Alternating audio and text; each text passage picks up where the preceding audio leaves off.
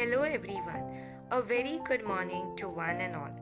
स्वराज्य माझा जन्मसिद्ध अधिकार आहे आणि तो मी मिळवणारच.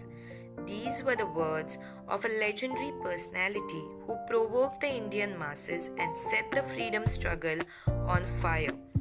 I am talking about none other than Lokmanya Bal Gangadhar Tilak.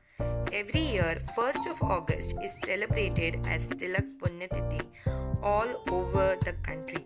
But year 2020 is very special as it marks the 100th death anniversary of Bal Gangadhar Tilak.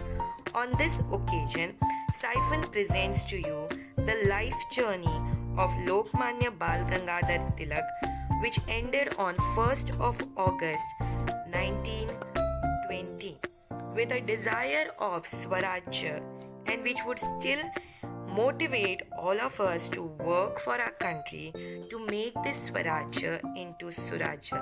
Let's have a look at this video. Swaraj मेरा जन्मसिद्ध अधिकार है और मैं इसे लेकर रहूंगा। दोस्तों, हिंदी दर्पण में आज हम बात करने जा रहे हैं महान क्रांतिकारी बाल गंगाधर तिलक जी के बारे में, जो महात्मा गांधी के पहले आजादी की लड़ाई के सबसे बड़े लीडर माने जाते थे, जिन्हें गांधी जी ने आधुनिक भारत का निर्माता, लाला लाजपत राय जी ने भारत में दहाड़ने वाला शेर और नेहरू जी ने भारतीय क्रांति का जनक बताया था। गांधी जी के विद्रोह के तरीकों में भी वही मुद्दे होते थे जो तिलक पहले उठाया करते थे, जैसे स्वदेशी, स्वराज्य और शिक्षा में सुधार। इन्होंने जाति के आधार पर होने वाले भेदभाव के खिलाफ भी संघर्ष किया है। इन्होंने एक बार कहा था कि यदि भगवान छुआछूत को मानता है तो मैं उसे भगवान नहीं कहूँगा। अपने क्रांतिकारी विचारों के कारण अंग्रेजों के लिए परेशानी बने तिलक जी को 3 बार जेल भी जाना पड़ा और कई दिक्कतें झेलनी पड़ी। तो चलिए दोस्तों, इनके बारे में शुरू से जानते हैं। पूरी जानकारी के लिए वीडियो को अंत तक जरूर देखें। दोस्तों, बाल गंगाधर तिलक जी का जन्म 23 जुलाई 1856 को महाराष्ट्र के रत्नागिरी में हुआ था। इनके पिता गंगाधर रामचंद्र तिलक एक स्कूल टीचर और संस्कृत के विद्वान थे। जब तिलक 10 साल के थे तभी इनकी मां की मृत्यु हो गई और जब ये 16 साल के हुए तो इनके पिता की भी मृत्यु हो गई। 1871 में इनकी शादी तपीबाई जी से हुई, जिनका नाम बदलकर सत्यभामा रख दिया गया। मैथमेटिक्स तिलक को बहुत पसंद था। इन्होंने मैथमेटिक्स से बैचलर ऑफ आर्ट्स की डिग्री ली और फिर एमए करने लगे, जिसे इन्होंने एलएलबी करने के लिए बीच में ही छोड़ दिया। इसके बाद इन्होंने एक प्राइवेट स्कूल में मैथ्स पढ़ाना शुरू किया, मगर कुछ दिक्कतों के कारण इन्होंने स्कूल छोड़ दिया और जर्नलिस्ट यानी पत्रकार बन गए। इन्होंने 2 पेपर्स का संपादन शुरू किया, मराठी में केसरी और हिंदी में मराठा। इनका मानना था कि देश की आजादी के लिए लड़ाई में पत्रकारिता की अहम भूमिका होती है।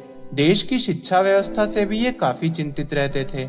इनका मानना था कि जो शिक्षा अंग्रेज हमें दे रहे हैं, इससे अंग्रेजों को ही लंबे समय तक भारत पर राज करने में आसानी होगी। हमारे देश को इससे कोई फायदा नहीं होने वाला। इसके लिए इन्होंने अपने कॉलेज के कुछ दोस्तों के साथ मिलकर डेक्कन एजुकेशन सोसाइटी का गठन किया, जिसका लक्ष्य था शिक्षा के साथ साथ राष्ट्रवाद को बढ़ावा देना।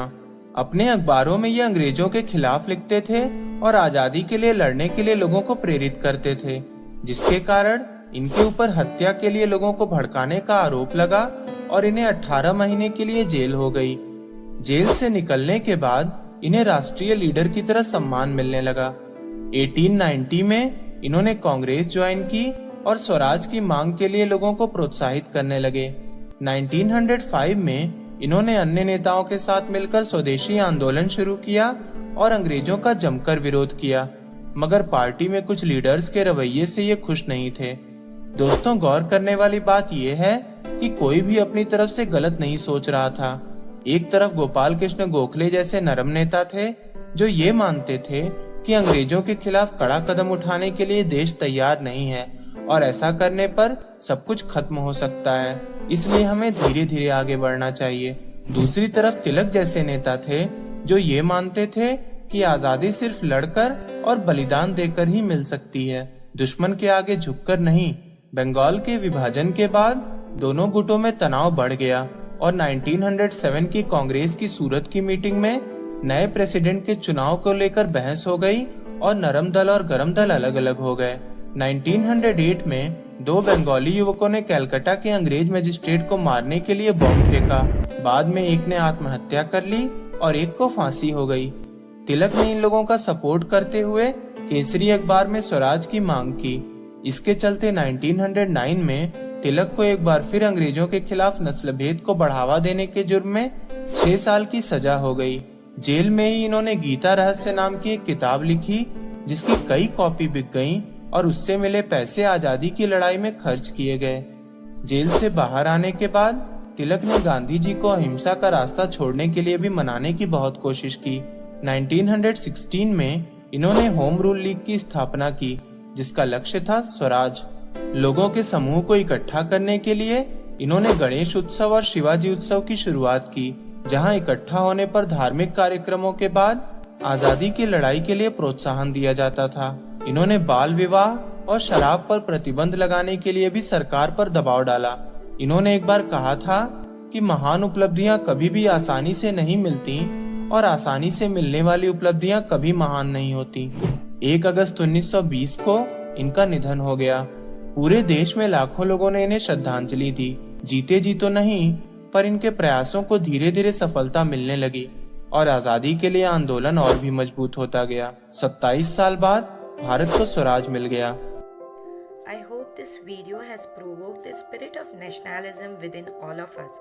On behalf of Siphon, your Siphon coordinator, Ms. Deepika Tambat, and the entire VPHS Parivar salutes the immense contribution of Bal Gangadhar Tilak in the Indian freedom struggle.